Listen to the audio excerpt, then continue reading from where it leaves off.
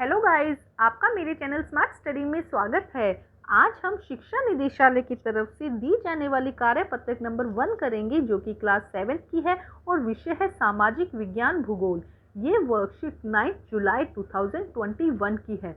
तो आइए शुरू करते हैं आज की वर्कशीट शुरू करने से पहले प्लीज़ मेरे चैनल को सब्सक्राइब कर दीजिए। तो आइए देखते हैं आज की वर्कशीट हमारा सौर मंडल। नीचे दिए गए संकेत बिंदुओं की सहायता से खगोलीय पिंडों को पहचान कर उनके चित्रों के आगे लिखिए। तो आपको क्या करना है, यहाँ पे बहुत सारी पिक्चर्स दी गई हैं। इन खगोलीय पिंडों को पहचान कर उनके सामने उनका नाम लिखना है। तो देखते हैं, सबसे पहले देखो ये क्या हो जाएगा, सूरज, हम इसे लिख देंगे सूर्य। सेकंड ये क्या हो जाएगा, तारा, हम सेकंड क्या हो जाएगा, तारा, उनको पहचान कर नाम लिखना है। थर्ड पे क्या हो जाएगा, चंद्रमा, तो हम यहाँ लिखेंगे चंद्रमा। नेक्स्ट देखो, नेक्स्ट क्या हो जाएगा, सोचिए क्या है, ये हो जाएंगे ग्रह, तो हम लिख देंगे यहाँ पर ग्रह। नेक्स्ट देखो ये क्या है, उल्का पिंड, हम इसको लिख देंगे उल्का पिंड। उसके बाद नेक्स्ट देखो क्या है, नेक्स्ट है क्षुद्र ग्रह, हम इसको लिख देंगे क्षुद्र ग्रह। तो आप अपनी नोटबुक में कैसे करेंगे, या तो इन सबके नाम लिख दीजिएगा, और अगर आप पिक्चर बना सकते हैं तो आप एक अच्छी सी पिक्चर बना लीजिएगा। अदरवाइज आप सिर्फ नाम भी लिखेंगे तब भी हो जाएगा। आपको पता होना चाहिए कि हमारे सौर मंडल में खगोलीय पिंड कौन कौन से हैं। अब देखते हैं आगे क्या कहा गया है वर्कशीट में।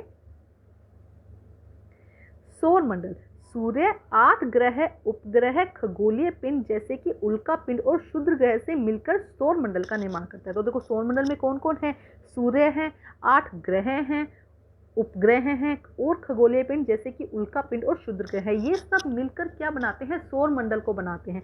याद करेंगे आप मेरे साथ में, कौन कौन सी चीजें हैं सौर मंडल में, सूर्य है, 8 ग्रह हैं, उपग्रह हैं और खगोलीय पिंड, मतलब जो कि हमारे अंतरिक्ष में मिलते हैं कुछ पिंड, जैसे कि उल्का पिंड और क्षुद्र ग्रह मिलकर हमारे सौर मंडल का निर्माण करते हैं। अब देखते हैं क्रियाकलाप क्या दिया गया है। क्रियाकलाप देखते हैं क्या कहा गया है। सौर परिवार का एक चित्र बनाइए, इंटरनेट से उसे अपनी उत्तर पुस्तिका में चिपकाइए। आपको क्या करना है, इंटरनेट की आजकल तो इजीली अवेलेबल हो जाता है, इंटरनेट से आपको क्या करना है, नेट से एक सौर मंडल का चित्र लेना है, उससे अपनी नोटबुक पर बनाना है। आपको सुंदर सा कलरफुल करके बहुत अच्छा सा बनाइएगा और अपने टीचर को दिखाइएगा कि टीचर खुश हो जाए। अब देखते हैं, कुछ रिक्त स्थान भरने हैं हमको यहाँ पर। तो देखो सूर्य डैश के केंद्र में स्थित है, तो सबसे पहले क्या लिखेंगे, सूर्य सौर मंडल के केंद्र में स्थित है। आप क्या लिखेंगे, सूर्य सौर मंडल के केंद्र में स्थित है। तो नंबर 1 पे क्या आ जाएगा, सौर मंडल के केंद्र में स्थित है। यह डैश है, यह बहुत बड़ा है। तो नंबर 2 पे क्या आ जाएगा, बहुत बड़ा। आप यहाँ से लिख लीजिएगा, मैं नंबर 2 डाल देती हूँ। तो नंबर 2 मतलब कि यह बहुत बड़ा है और अत्यधिक गर्म गैसों से बना हुआ है। डैश सौर मंडल के लिए प्रकाश व ऊष्मा का एकमात्र स्रोत है। तो देखो 3 पर क्या है, सिर्फ सूर्य, हम यहाँ लिखेंगे सूर्य, या वहां से लिख दीजिएगा नंबर 3 पर, सूर्य एकमात्र ऐसा स्रोत है, प्रकाश और ऊष्मा का स्रोत है हमारे लिए। इसके अलावा हमें ऊष्मा या प्रकाश कहीं से नहीं मिल सकता। डैश के पास अपनी ऊष्मा व प्रकाश नहीं होता है, ग्रहों के पास में। नंबर 4 पर क्या आ जाएगा, ग्रहों के पास में अपनी ऊष्मा व प्रकाश नहीं होता है, यह तारों से ऊष्मा व प्रकाश ग्रहण करते हैं। सूर्य भी एक डैश है, सूर्य भी क्या है, एक तारा है। तो हम यहाँ लिखेंगे सूर्य भी क्या है, एक तारा है। सौर मंडल के सभी 8 ग्रह, यहाँ पे क्या आ जाएगा, 8 ग्रह, ये हो जाएगा 5, ये हो जाएगा 6। सौर मंडल के सभी 8 ग्रह यह निश्चित पथ पर सूर्य के चारों ओर चक्कर लगाते हैं। तो सौर मंडल में जितने 8 ग्रह हैं ना, वो क्या करते हैं, सूर्य के एक निश्चित पथ पर सूर्य के चारों ओर चक्कर लगाते हैं। इसे सौर मंडल, इसे हम क्या कहते हैं, इसे हम क्या कहते हैं, इसे हम कहते हैं सौर मंडल। तो वापस से यहाँ पे आ जाएगा, इसे हम क्या कहते हैं, सौर मंडल। इसे क्या कहा जाता है, सौर मंडल, सौर मंडल। ठीक है, एक सेकेंड, हम यहाँ लिखते हैं सौर, इसे हम क्या कहते हैं, सौर मंडल कहते हैं। ठीक है, उसके बाद देखो, अब देखो नेक्स्ट क्या कहा गया है, एक सेकेंड हम देखते हैं। देखो यहाँ पे लास्ट में कक्षा आ जाएगा। ये देखो जो क्या कह रहा है, सौर मंडल सभी 8 ग्रह पर एक निश्चित पथ पर चक्कर लगाते हैं। जैसे कि ये सूर्य है तो एक निश्चित पथ पर चक्कर लगाते हैं, जिसे हम कक्षा कहते हैं। यहाँ पे कक्षा आ जाएगा, इसे हम कक्षा कहते हैं। आगे देखो क्षुद्र ग्रह एवं डैश की कक्षाओं के मध्य पाए जाते हैं। तो क्षुद्र ग्रह कहाँ, बृहस्पति, हम लिखेंगे बृहस्पति व मंगल की कक्षाओं के बीच में पाए जाते हैं। तो देखो यहाँ पे बृहस्पति और मंगल दिया गया है, तो आप लिखेंगे जो क्षुद्र ग्रह हैं वो बृहस्पति और मंगल की कक्षाओं के बीच में पाए जाते हैं। अब ये फिलिंग द ब्लैंक्स जो है आपको पूरी अपनी नोटबुक में करना है और अच्छे से समझ कर करना है।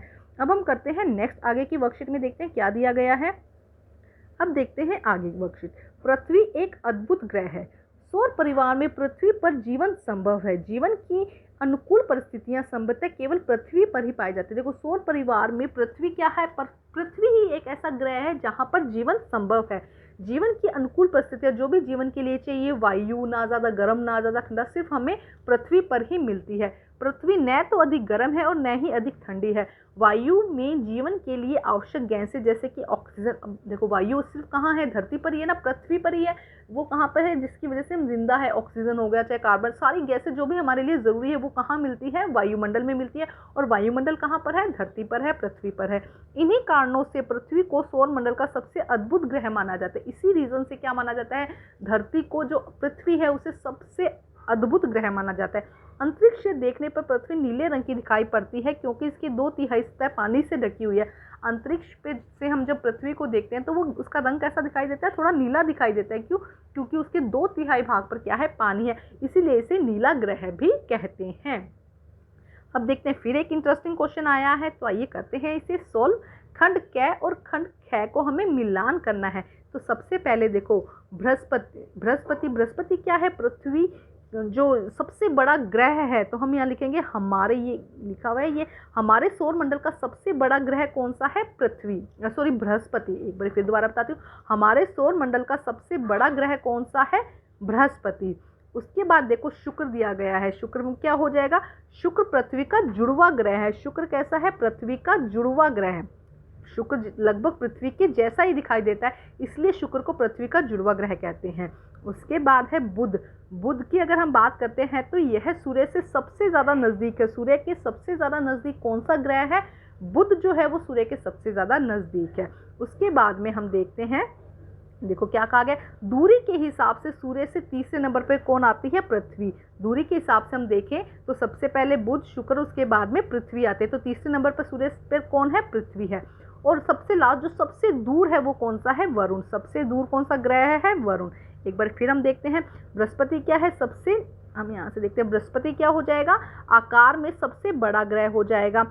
सेकंड, शुक्र क्या है, पृथ्वी का जुड़वा ग्रह हो जाएगा, ठीक है। नंबर थर्ड, बुध क्या हो जाएगा, सूर्य के सबसे ज़्यादा नज़दीक हो जाएगा। उसके बाद पृथ्वी क्या है, तीसरे नंबर पर आता है सूर्य से अगर हम देखे जाएं। और वरुण क्या है, सबसे दूर ग्रह है। ये आप चाहे तो मैचिंग करके लिख लीजिएगा या सीधा करके याद कर लीजिएगा। तो इस तरह से आज की जो वर्कशीट है वो कंप्लीट होती है। बहुत ही इंटरेस्टिंग वर्कशीट थी। वर्कशीट कंप्लीट करके अपनी टीचर से चेक करवाइए और प्लीज़ मेरे चैनल को लाइक कीजिए, सब्सक्राइब कीजिए और शेयर कीजिए। और इसके अलावा आप कुछ नई और इंटरेस्टिंग पहेलियाँ देखना चाहते हैं तो मेरे चैनल पर आपको वो पहेलियाँ भी मिल जाएगी, ज़रूर उन्हें भी देखिएगा और उसके साथ साथ में पढ़ाई भी कीजिएगा। Thank you guys.